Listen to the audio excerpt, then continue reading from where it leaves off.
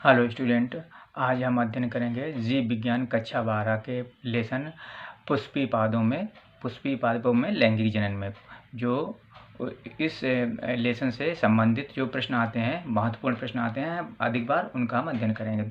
तो सबसे पहले प्रश्न है कि सत्य फल किसे कहते हैं, 2 उदाहरण लिखो। तो सत्य फल यानी कि बेफल जिनका निर्माण अंडाशय से होता है, ऐसे फलों को हम क्या कहते हैं, सत्य फल कहते हैं। मतलब जिनका निर्माण अंडाशय से होता है उन्हें ऐसे फलों क्या कहते हैं, हम सत्य फल कहते हैं। जैसे उदाहरण के लिए कह सकते हैं आम, अमरूद, बेर, नारियल आदि ये कैसे हैं, ये सब सत्य फल हैं क्योंकि इनका निर्माण किससे होता है, अंडाशय से होता है। अब बात करेंगे असत्य फल किसे कहते हैं। हमने बताया सत्य फल का निर्माण किससे होता है, अंडाशय से। तो बेफल जिनका निर्माण अंडाशय कहते हैं, मतलब जिनका निर्माण अंडाशय से नहीं होता है, यानी अंडाशय के अतिरिक्त पुष्प के अन्य भागों से होता है, असत्य फल या आभासी फल या मिथ्या फल कहलाते हैं। मतलब जिनका निर्माण अंडाशय को छोड़कर किसी अन्य पुष्प के किसी अन्य भाग से होता है, उन्हें क्या कहते हैं, असत्य फल कहते हैं। जैसे सेब, नाशपाती, स्ट्रॉबेरी का निर्माण किससे होता है, पुष्पासन से होता है। इसका निर्माण किससे होता है, पुष्पासन से होता है।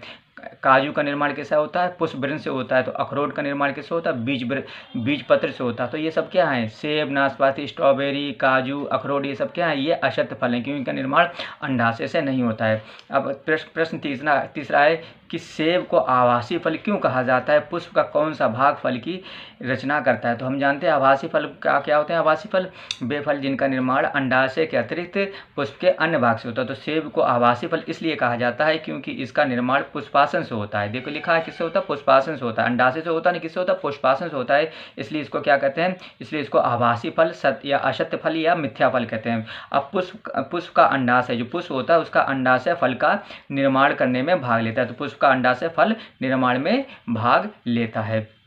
ठीक है। अब अगला प्रश्न है कि एक परिपक्व परागकण में समाहित कोशिकाओं के नाम लिखो। मतलब परिपक्व परागकण में समाहित कोशिकाओं के नाम लिखो। तो परिपक्व जो परागकण होते हैं उसमें 2 कोशिकाएं होती हैं, एक होती है जनन कोशिका और एक होती है परागनली कोशिका। तो एक जनन कोशिका होती है और एक परागनली कोशिका होती है। किन्हीं 2 कायिक प्रवर्धित पौधों के नाम लिखिए। मतलब कायिक परिवर्तन क्या होता है, पुष्प के अतिरिक्त पौधे के किसी अन्य भाग से जब प्रवर्धन होता है उसे क्या कहते हैं, कायिक परिवर्तन कहते हैं। तो इनमें क्या होता है, गुलाब और गुड़हल ये कैसे हैं, इनका कायिक परिवर्धित पौधे हैं। ठीक है।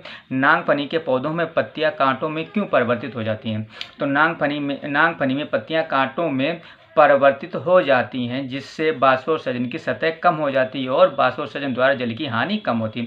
नागफनी होती है ये नागफनी के जो पौधे होते हैं ज़्यादातर ऐसी जगह पर उगते हैं जहाँ पर पानी की कमी होती है। और पानी की कमी होगी तो क्या होती है, जो इनकी पत्तियाँ होती हैं वो काहे में कांटों में बदल जाती हैं, जिससे कि क्या होता है, जो बाष्पोत्सर्जन हो यानी कि बाष्पोत्सर्जन क्रिया क्या हो जाती है, कम हो जाती है। यानी कि पानी की जो हानि होती है वो कैसी हो जाती है, पानी की हानि कम हो जाती है और वहाँ पर ये अपने आप को सर्वाइव यानी जीवित बनाए रखते हैं। अगर पत्तियां कांटों में नहीं बदलेंगी तो क्या होगा, बाष्पोत्सर्जन की क्रिया अधिक होगी और पानी की हानि ज़्यादा होगी, जिससे ये क्या हो जाएंगे, मृत हो जाएंगे। अब बात करेंगे अगला प्रश्न, जलीय परागण करने वाले किन्हीं 2 पौधों के नाम लिखो। यानी जल में जो परागण की क्रिया जल में करने वाले किन्हीं 2 पौधों के नाम। तो पहला है बेलिस्नेरिया और दूसरा है हाइड्रा। बेलिस्नेरिया और हाइड्रा क्या होता है, ये जलीय परागण करने वाले पौधे हैं। ठीक है।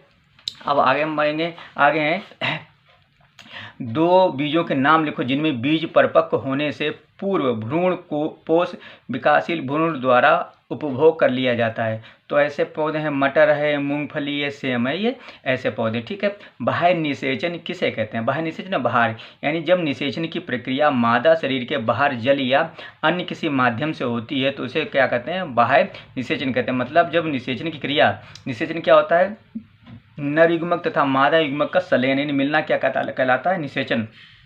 और ये निषेचन क्रिया क्या होती है, जब मादा शरीर के बाहर होती है, शरीर के अंदर ना होकर शरीर के बाहर होती है तो उसे क्या कहते हैं, हम बाह्य निषेचन कहते हैं। और ये बाह्य निषेचन किसमें होता है, मेंढक में होता है और मछली में होता है। ठीक है। अब बात करेंगे दोहरा निषेचन को परिभाषित की। दोहरा माने 2 बार निषेचन। तो एक ही भ्रूण कोश में 2 संलयन, यानी 2 संलयन माने निषेचन, एक ही भ्रूण कोश में 2 संलयन का होना ही क्या कहलाता है, द्विनिषेचन कहलाता है। द्विनिषेचन या दोहरा निषेचन कहलाता है। Thank you for watching video.